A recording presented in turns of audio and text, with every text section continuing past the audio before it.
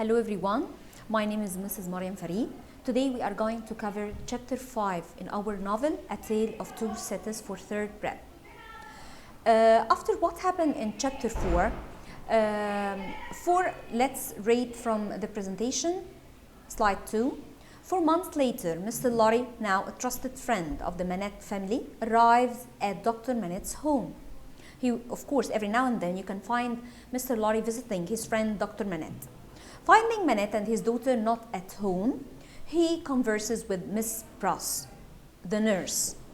They discuss why the doctor continues to keep his shoemaker's bench, the tools which he used to make shoes. Their conversation also touches on the number of suitors who come to call on Lucy. Miss Pross complains that they come by the dozen. Of course, she was exaggerating the number. By the hundred, all people who are not at all worthy of Lady Bird. She meant Lucy. She loved her a lot. In Miss Pross's opinion, the only man worthy of Lucy is her own brother, Solomon Pross. Mr. Lorry goes on to ask if Manette ever returns to his shoemaking, and Pross assures him that the doctor no longer thinks about his dreadful imprisonment. She thought that. Slide 3. Lucy and Manette return, and soon Darnay joins them. Carton arrives and sits with the others near a window in the drawing room. The footsteps on the street below make a terrific echo. Lucy imagines that the footsteps belong to people that will eventually enter into their lives. Carton comments that if Lucy's speculation is true, then a great crowd must be on its way. Of course, Charles Dickens here is talking about the French Revolution itself. Let's move to the questions. Slide 4. Mr. Lorry was surprised seeing the shoemaker's tools in Dr. Manette's house. Mr. Lorry went to visit Dr. Manette in his quiet house near Soho Square in London. Don't forget that they are living in London now. He was surprised when he entered Dr. Manette's bedroom and saw a shoemaker's bench and the tools in the room. Dr. Manette kept these things because he was afraid that he might lose his memory again, and making shoes could occupy his time and make it pass. Don't forget that he spent about 18 years into the prison, and in this time he lost his memory and he was damaged physically and mentally. That's why he couldn't remember even his name.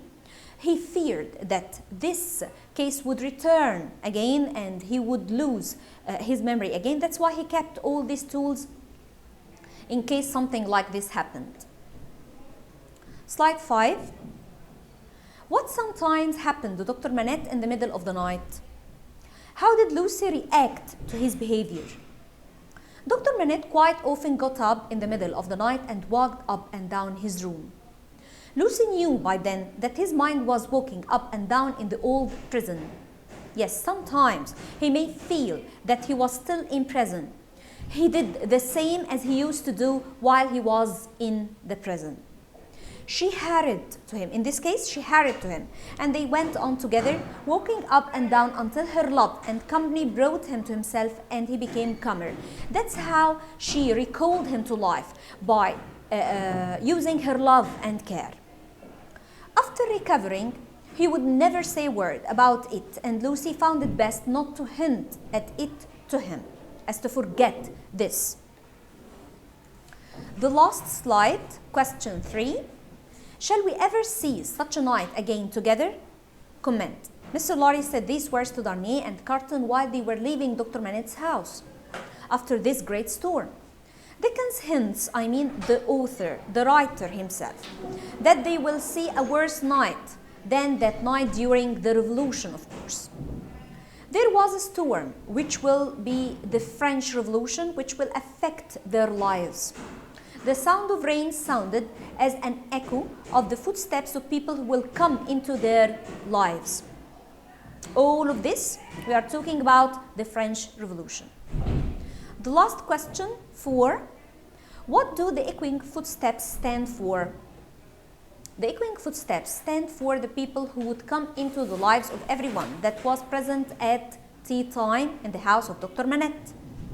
Those echoing footsteps stand for the French Revolution. Don't forget this. Charles Dickens was talking about the French Revolution within this storm.